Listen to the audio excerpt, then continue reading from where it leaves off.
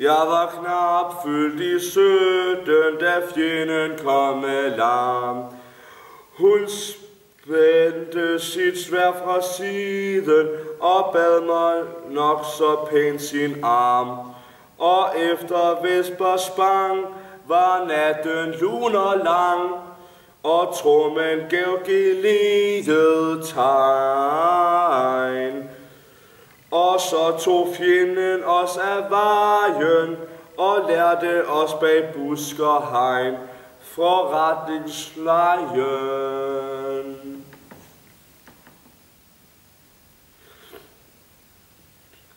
Der var en hver slags fjender, en kop blev min fortræd. Jeg hættede ham om dagen og elskede ham om nattens skød. For efter Vesters bang var natten lun og lang, og trommen giver geledet tegn, og så tager fjenden os af vejen og lærer os bag busk og hegn forretningslejen.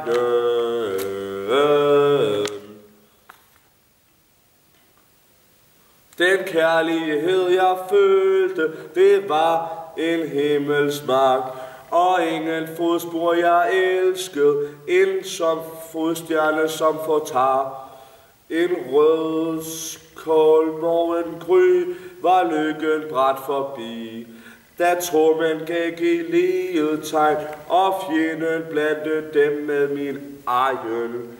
Med Hasse ud af landevejen, og har han forlod byen.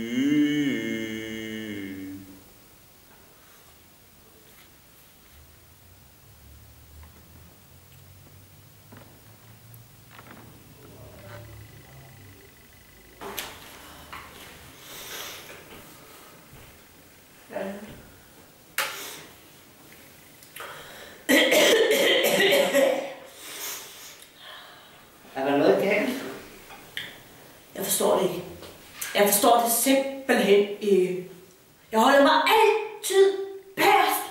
En sikrere plads end at være vagtmester. Det finder man simpelthen ikke. Så kan man sende de andre frem, så de kan hente sig ære og berømmelse. Nu er hele min middag spoleret. Jeg ved det så udmærket. Ikke en bid vil jeg få ned.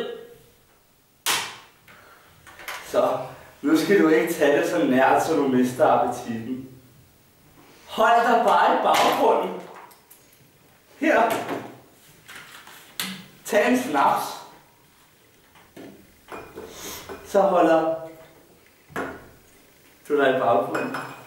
Skal vi skåle? Det synes jeg. Jo, lad os skåle. Skål.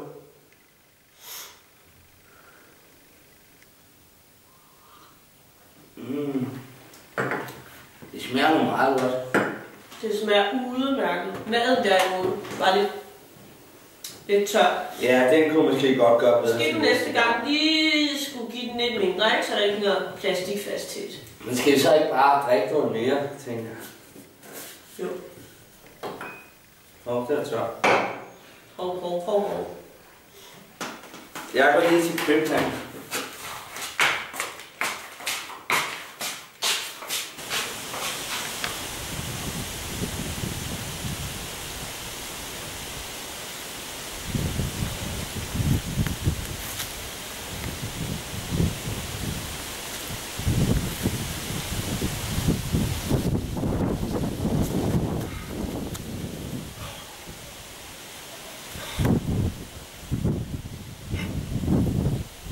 Kæft, hvor er det irriterende med den sol der, mand. Det er kraftigt irriterende, mand. Du har stået her en hel dag og holdt vagt, og så er den der sol, der bare skinner lige ind i øjnene på en, så man bare bliver blind. Det er kraftigt irriterende, mand. Altså, hold kæft, hvor det er irriterende. Jeg kan godt fortælle dig, altså... Det er kraftigt irriterende, mand. Hold kæft, hvor det er irriterende. Altså, så sol, der bare stiger ind i ens øjne hele dagen, ikke? Man har bare lyst til at sige, hallo, sol, kan du ikke lige dreje dig 100 cm eller sådan noget? Fordi så vil det give meget mere mening, altså. Så vil jeg slet ikke være så irriteret over den fucking sol. Nej, men altså helt seriøst. Så prøv da lige for fanden at sætte den hat ordentligt. Hvad mener du? Ja, for fanden, du har da vendt lortet forkert.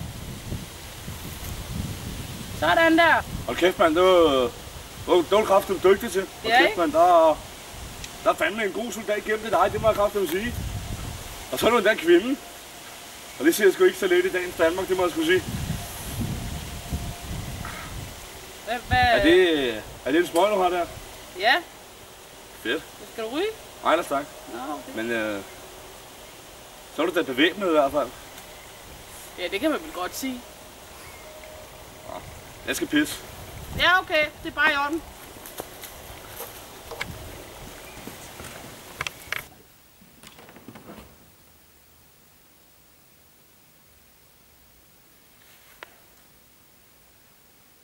En rose så vi skyde i haven til vor gård. Den stod så smuk derude, satte den ved påsketide. Lod solen den få væde, hæld den en have har. Den stod så smuk derude. Og når nu sne stimer igennem granen går, hvad ondt kan der os times? Vi har jo tættet taget med mos og strå det mægter. Hæld den i tag nu har, når sneen går i stimer.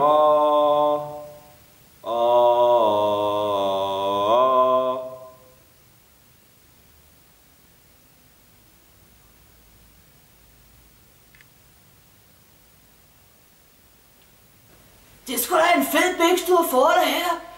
Ja, den er jeg glad for. Ja, det kan jeg fandme da godt forstå. Ja.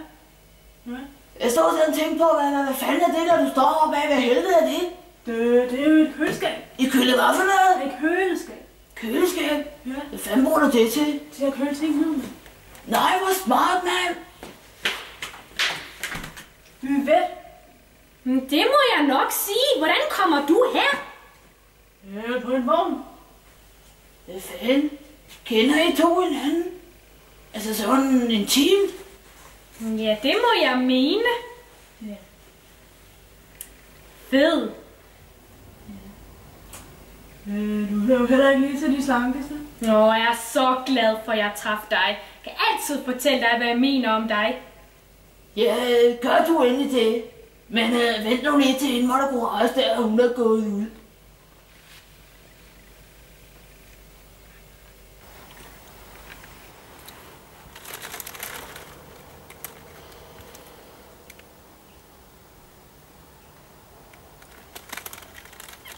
Ej, hvor er det så kedeligt. Der sker ikke noget, mand. De siger Arne.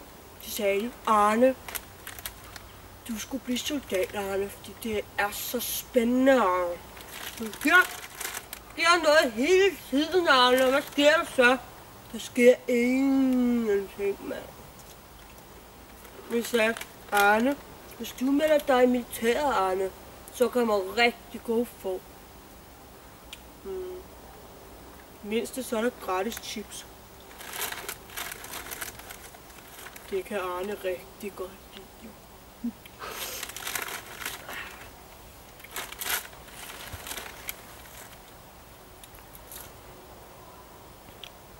Og er så stille. Det er så stille. Jeg kan kun, eneste jeg kan høre, det er mig selv. Jeg spiser chips. Det er rigtig godt. Arne kan rigtig godt lide chips. Måske jeg bliver en af de der helte. En af dem der redder en kat ned fra et træ eller noget. Mor, hun vil blive rigtig stolt af den. Men lige nu sker der godt nok ikke meget, altså. Hvornår må vi have frokost? Ved hvad? Ja, jeg tænkte det nok. Det er mors dejlige kage. Om ikke andet, når vi taler om at komme i form, Arne. kommer vi da i mindst i kageform. Mors kage. Det er dejligt. Og de små glæder i livet, Arne. Der sker bare ikke rigtig noget, altså. Og kæft, hvor det er irriterende, mand. Det er kraftigt irriterende. Så bliver man kraftigt sendt ud på mission, og så bliver man sendt ud sammen med en kvinde, mand. Hold kæft, hvor det er irriterende, mand. Mand. Og jeg havde håbet på at være sammen med Arne, sådan en ordentlig mandfolk, ikke? Så bliver man sendt ud sammen med en anden kælling, som skal finde et toilet, fordi hun skal sidde ned og tisse.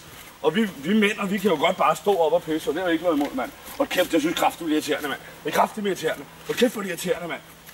Hold kæft, hvor jeg er træt af at sige det irriterende. Hold kæft, hvor det er irriterende, mand. Hold kæft. Kraftigt vil ikke holde ud, mand. Kraftigt vil grædes.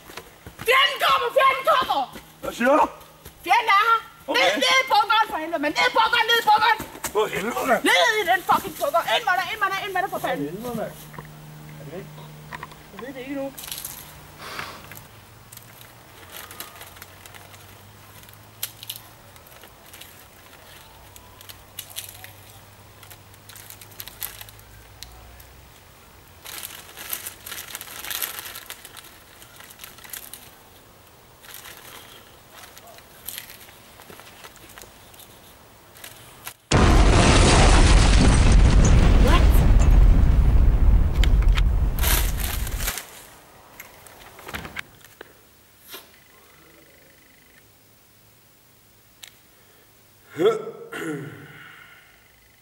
Dit bryst tøs nu lidt rap, en ryttes tid er knap.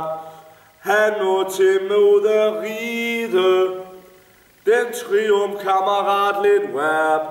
En rytters tid er knap, herre nu har knaldet. Dit skrifte præst lidt rap, en rytters tid er knap. Han må for kejseren falde.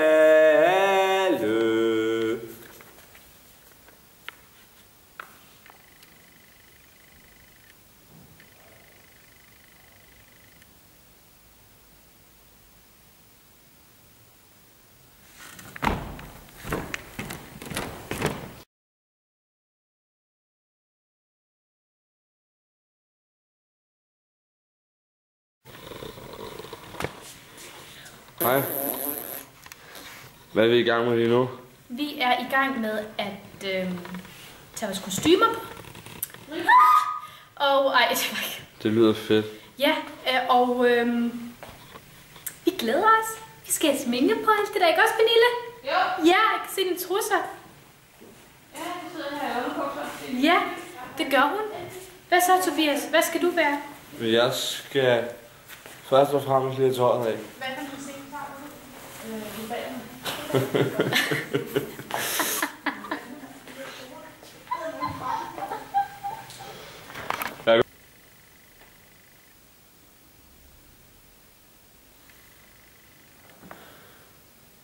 Var knap fyldt i syg. Ej, undskyld.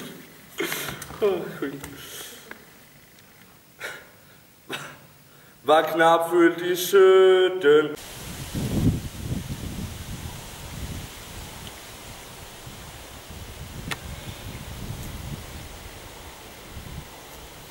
Hold kæft, hvor er det irriterende, mand. Og stod jeg en hel dag og kræftede for solen i hovedet hele tiden, mand. Hold kæft, hvor er det irriterende, mand. Kan du ikke bare lige flytte dig bare en lille smule sol? Hold kæft, hvor er irriteret over det, mand. Det er kraftigt irriterende, at der sol skal stå og skinne mig lige ind i øjnene hele tiden, mand. Det er kraftigt ikke til en skid. Det er kraftigt lige at blive blind, altså. Det er kraftigt irriterende. Hold kæft, hvor er det træls, altså. Der det er kraftigt mig, når jeg kommer i ærmet på mig, mand. Det er kraftigt irriterende, mand. Æderkop, fy ja. Hvad fanden er det, jeg har? Kraftigt med ikke gå ind i hendes ærme, når du står og snakker om sol, vel? Så fortsætter vi bare. Vi fortsætter. Er du klar? Ja. Skide godt. Men du lige ved at tage det, du skal lige tage det, og sætte den op igen. Ej, helt ærligt, kan du lige tjekke mig? Er der en edderkop fucking på mig? Nej. Der kravler altså et eller andet ind i ærmet. Der er altså noget godt på dig. Men der er sol i mine øjne. Hold kæft, hvor er det irriterende, mand. Kraftigt og træls. Hold kæft, mand. Kraftigt irriteret. Hvad er det, du står sådan der brokker dig for hele tiden, mand? Jamen, det er den sol der. Ja, Jeg får en kraftig med... Jeg får den i øjnene hele tiden, mand.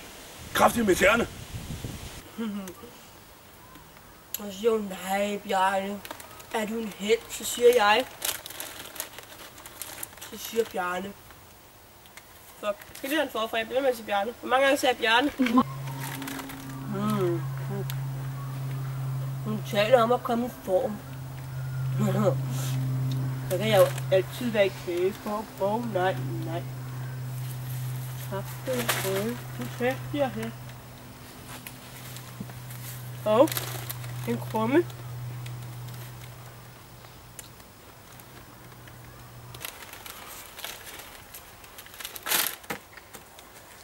Det bliver vi nødt til, det finder jeg aldrig. Jeg skal bare lige sige, at husk nu på, at der er Brecht-dage i Svendborg her fra fredag til søndag med et fantastisk program. Tak. Ja, det var Hartvigs lille meddelelse. Nu går vi videre til Tobias, der synger mærkeligt.